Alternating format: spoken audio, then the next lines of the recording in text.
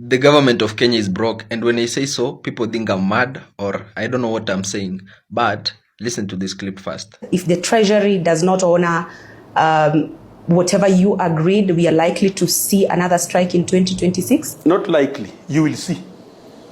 You will see. Like if they don't pay, there's 50. You will see us on the streets. What are the timelines? We gave them up to 31st of December. But they can pay before that. But if they don't pay, you're back to the street. We're back to the street, and this time they will pay. Kenyans are wondering, mbona treasury itaki kuwalipa their money 3.5 billion in a period of 2 months? Kwani gave mbona imekataa kabisa? In 2 months wanafaa kuwa wamepata 3.5 billion wawape, but the fact is government haina hiyo pesa, because in the month of September, October, November, the government of Kenya collected revenue of 906 billion Kenyan shillings in those 3 months. And then in the out of these 906 billion, they used 866 billion to repay debt, yani kulipa deni. So how much did they remain with? They remained with 41 billion Kenyan shillings to run government for those 3 months. If you now divide it by 3, you realize each month the government had 13.3 billion Kenyan shillings to run government. That's to pay salaries, government operations, and for development projects. But you realize paying salaries alone for a month costs up to 70 billion a month. That's salaries alone. Na mko na 41 billion for 3 months. So what does that imply? It means we are borrowing to pay even salaries. All development projects that are happening, probably we are borrowing to do them. To fund counties, we are borrowing. How sad is the situation? So in other words, if you calculate the numbers into percentage, you realize that 95% of our revenue goes to pay debt. So we remain with 5%. So you saw Murkomen the other day saying ukikutana na askari wakikuomba mafuta waeke, and many Kenyans made a joke and they thought like Murkomen is mad. No, they don't have money to do to fuel even police vehicles. So what is going to be the repercussions? The repercussions are, if we continue servicing debt at this percentage, kuna time itafika 100% inaenda kulipa deni. We have nothing. So what are we going to do? And President William Ruto has came up with a very funny way of dealing with this. He has came with something called a sovereign wealth fund, which he said is supposed to raise 5 trillion Kenyan shillings. Unaelewa? But in other countries, sovereign wealth funds inakuanga established when a country has a surplus. For example, if a nation has a budget like Kenya, let's assume 4.2 trillion, and we have a surplus. So meaning tuko na budget ya 4.2, but we collected revenue which is more than that, maybe by 3 trillion. So they establish another fund.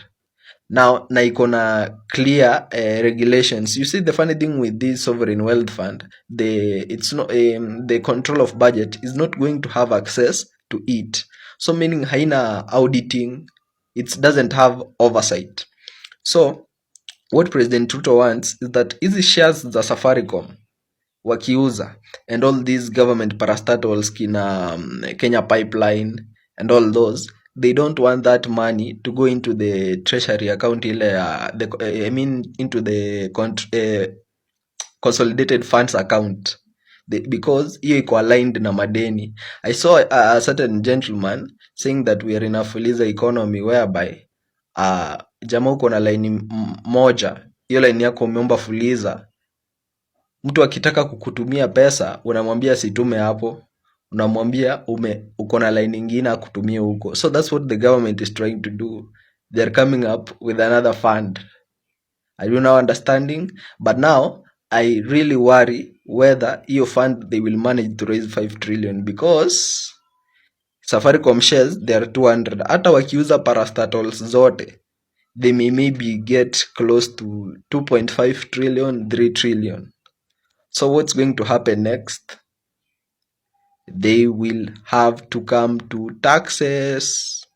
And the worst thing that can happen, if the court stops this fund, unaelewa, I don't know what's going to happen to our nation. And now, the people who should be accountable for these loans are people like Uhuru Kenyatta and his Jubilee administration yote, wakiwa na Ruto. You see, Ruto has chosen a very funny way of dealing with this thing. The easiest Ruto could have done, let them just think, wanajua venye walikule hizo madeni. Let them just sit and have an agreement that waeke time limit in 2 months, warudisha hata 60%, wakule 40. That's the only way we can save our nation. But all these technical works wanajaribu kufanya, I think they will not work. Na mimi nahurumia the next president, because if this is Ruto struggling this way, what if we assume Kalonzo wins in 2027? And Kalonzo, there's a guy who sat down with Kalonzo and he realized Kalonzo only death as a big issue. And even when you hear opposition speaking, they talk of debt as a small issue. You hear them saying that they will stop affordable housing, they will stop watapunguza watatoa housing levy and what. But the real issue hapa ni debt, and nobody is ready to talk about it, because it's either they have benefited out of it, and now they don't have the moral authority to talk about it. So Kenyans must think carefully. They must think carefully. But our party leader, Jimmy Wanjigi, in 2021, alianza ku raise these issues of debt, and Kenyans were ignoring him. They were like, jamani wazimu.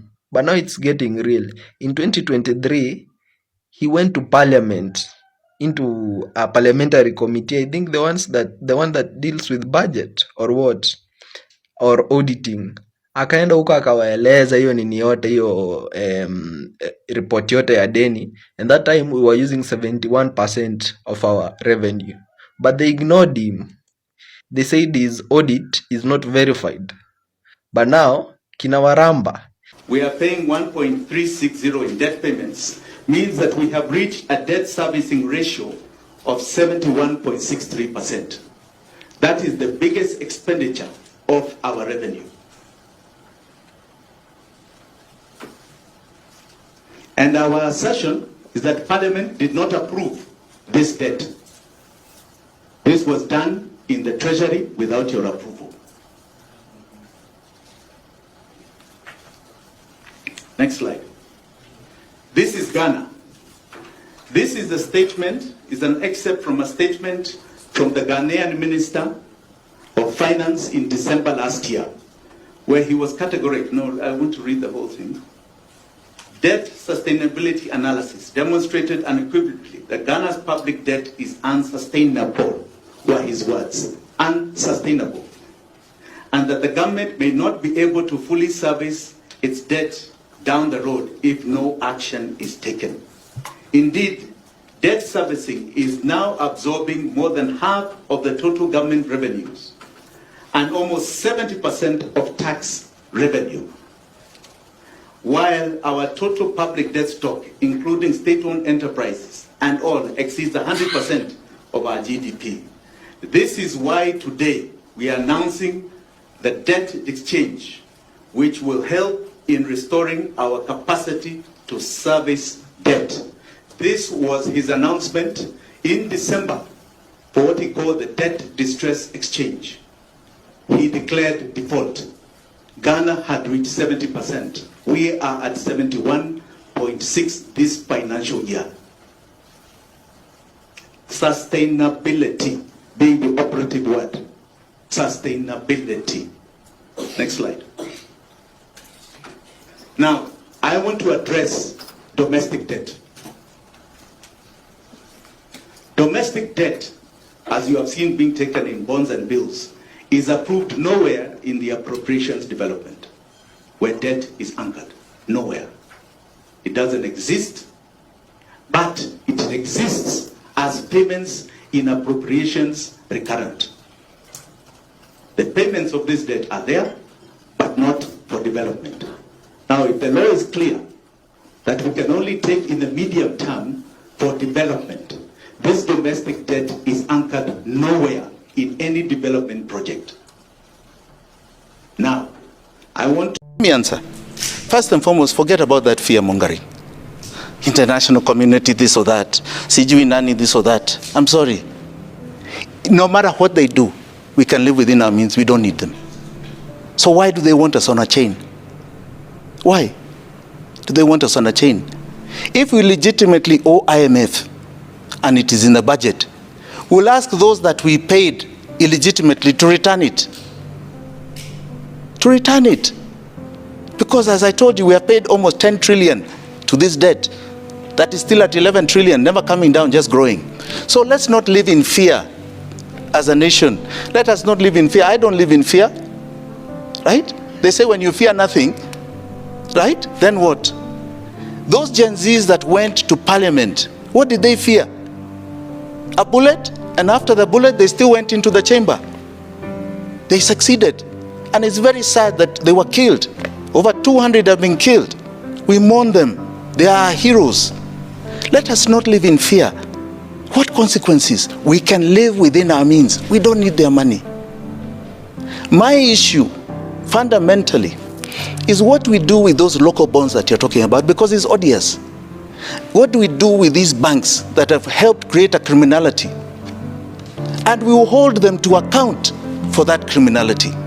This is a reality. And I can tell you, Yvonne, if we don't do this, if we do not cut this chain, because it is the current modern chain of our slavery. Before they had these chains when they took us and sold us as slaves, that chain today is dead. If we don't cut it, anybody talking to anything else is lying to you, because we can't even reschedule it. We can't even package it all and find softer terms that we can pay it over 200 years. It is a monster. It is going to chain us. It is finishing us. And I'll tell you what it creates. It creates what you're seeing in this country: inflation and recession. They're two evils. Two evils at the same time. So William Ruto says, I've brought down the cost of things. So he's brought down inflation. Easiest thing to do, just remove money supply. Make sure banks' interest rates rise. Make sure cash ratios from banks are risen. So there's no money, so goods look for a price. But what do? You accelerate the already recession that is there. So now recession is, we are not growing. We have no money in our pockets. We are collapsing. If you do the other, you raise inflation. And the only solution when you have that is to reduce taxation. William Ruto was seeking to raise taxation because his taxes are going to debt. So no matter what the scenario, unless we remove that chain, and that is the chain that was being called as the chain of 2A in the second liberation, right? It is the chain of colonialism in the first liberation. Our current chain, and Kenyans should understand it, is this debt. It is all around our bodies. And unless we cut it and throw it in the dustbin and look forward to a future, there is no light. Mr. President, let's be honest. You're the only one still bringing up tribalism like it's 1990. We're not fighting over tribes. We're struggling with joblessness, high taxes, police violence, and broken promises. Every time we speak up, you throw in tribal lines hoping we'll look the other way. But guess what? We won't. We're Gen Z. We've got receipts, internet, and zero chill for bad leadership. We don't care what tribe you're from. If you're not serving the people, we'll say it loud. Stop using tribalism to cover failure. It's tired. It's weak. Fix the economy. Protect our freedoms. Respect the people. We've moved on. Maybe it's time you did too.